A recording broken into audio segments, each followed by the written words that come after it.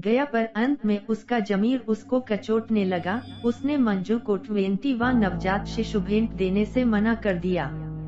अब मंजू ने सुभाष को फुसलाने के लिए बताया कि उसके पेट में सुभाष का दूसरा बच्चा पल रहा है। मंजू के पापा एक तांत्रिक थे।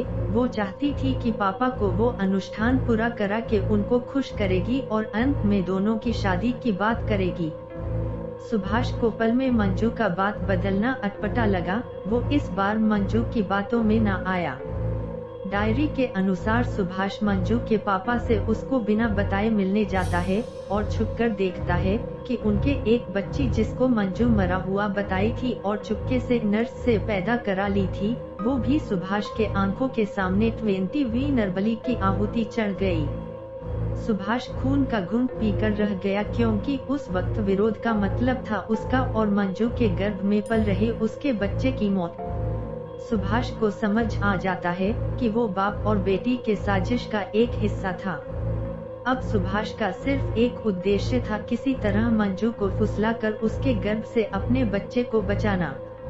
उसके लिए सुभाष ने मंजू को 1 महीने तक फुसलाया और बच्चा खुद पैदा किया, पर मंजू को बताया वो मृत था और उस बच्चे को राजीव, कंपाउंडर, के हाथों उसके चाचा चाची के यहाँ भेज दिया। फिर मंजू के पापा ने अगले पूर्णिमा तक अंतिम बलि न मिलने और अनुष्ठान पूरा न कराने के खुन्नस में सुभाष को मार दिया। डायरी में उसके आगे के पन्ने खाली थे। कहीं ये बसंती भी तो उसी तांत्रिक की कोई बेटी तो नहीं, कहीं मेरा भी हश्र सुभाष जैसा तो न हो जाएगा। ये सब सोचकर मैं तालाब पार नहीं गया बसंती को बचाने, पर बसंती की याद मुझे हर पल आती थी, पर मैं कुछ कर भी तो नहीं सकता था।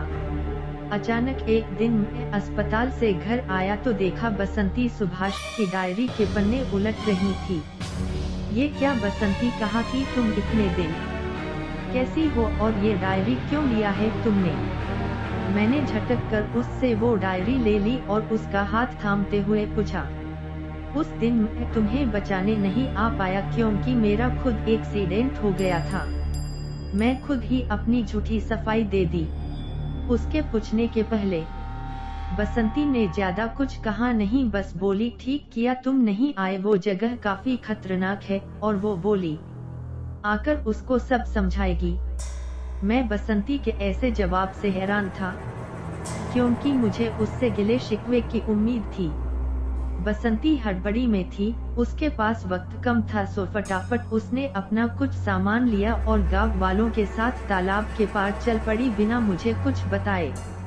मैंने शिकायती लहजे में कहा, माँ 21 साल तुमसे अलग रहा, तुमको मेरी याद न आई?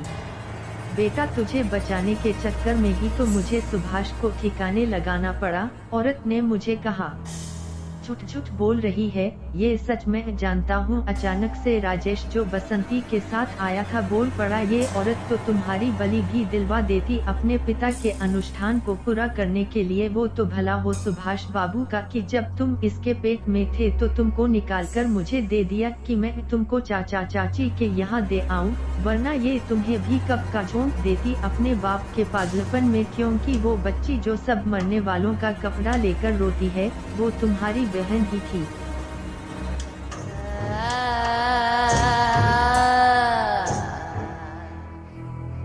वो मेरे षड्यंत्र का हिस्सा था, पागल आदमी। मुझे इस बच्चे को 21 वर्षों तक मानव में रखकर डॉक्टर बनाना था ताकि आगे मेरे बलि की राह आसान रहे।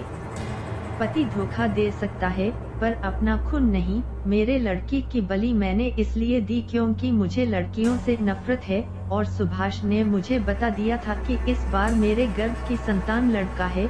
अगर मैं लड़का होती तो मुझे किसी सुभाष को फंसाने की जरूरत न पड़ती। जो अनुष्ठान बलि न मिलने से पापा पूरा न कर पाए, हम दोनों माँ बेटे करेंगे।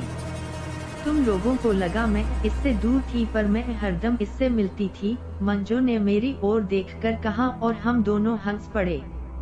फिर वही मौत का तांडव शुरू करवाना चाहते हो दोनों, जो सुभाष ने शुरू किया था। उस दिन चुपके से मैंने डायरी के पेज का फोटो मोबाइल में ले लिया था और तुम समझे कि डायरी तो तुम्हारे हाथ में है ही।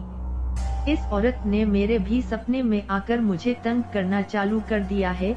पर मैंने सुभाष के डायरी और राजेश से ये जान लिया है कि इन दोनों पर कैसे जीत हासिल करनी है। अभी पूर्णिमा में वक्त है, उसी दिन बलि देनी होती है तुम लोगों को, इन भयानक आत्माओं को। तुम्हारा बेटा मदद करेगा इसमें, बसंती चिल्लाती। वो अब समझ आया, इसी ने चाल से उस न्यूज रिपोर्टर आलिशा को ठिकाने लगाया जब वो इस औरत की सच्चाई जान गई थी। अब यही सही वक्त है इन दोनों को खत्म करने का, राजीव बोला। उसके चेहरे पर शुद्धता के भाव थे। बसंती और उसके चाचा ने फटाक से उसको और मुझे एक खंभे से बांध दिया। बाहर गांव वाले भी खड़े थे, सो हम ज्यादा कुछ ना कर सकें। तभी बसंती कहने लगी कि तुम दोनों मेरा कुछ नहीं बिगाड़ सकते, बहुत तंग कर लिया मुझे सपने में तूने मंजू। और सुन लो डॉक्टर, मैं तुम्हारे बच्चे को जन्म नहीं दूंगी और ये मौत का सिलसिला यही रोकूंगी और शहर को तुम जैसे नरभक्षियों के चंगुल से निकालूंगी। अपने सपने में जाकर ही दोनों को मारूंगी, क्योंकि वहाँ मैं जो चाहूंगी हूँ वही होगा और तुम्हारी आत्मा वहीं उसी दुनिया में कैद हो जाएगी हरदम के लिए। बसंती ने ढेरों अलार्म 10 मिनट के सेट किए कि अगर हम दोनों उसको कुछ करें तो वो फटाक से सपनों से हकीकत की दुनिया में आ सके, और फिर वो नींद की गोली लेकर सो गई। मैं और मेरी माँ शैतानी शक्तियों का आवाहन करने लगे कि वो हमारी मदद करें। शैतान आए और बोले हम लोग शक्तिहीन हैं बलि न मिलने के कारण, इसलिए बस थोड़ी ही क्षमता दे सकते हैं बसंती के सपने में घुसकर लड़ने को, क्योंकि सब कुछ हुआ भी अचानक था। नींद में बसंती ने बंधी हुई मेरी माँ और मेरे ऊपर पेट्रोल छिड़का। हम दोनों ज्यादा विरोध न कर पाए क्योंकि शक्तिहीन थे। फिर उसने आग लगा दिया, मेरी माँ और मैं धूं कर जलने लगे। आखिरकार बुराई का अंत हो गया और बसंती और उसकी माँ का अंत हो गया। बाद में तालाब के सफाई से कितने मानव कंकाल निकले, सबका अंतिम संस्कार किया गया।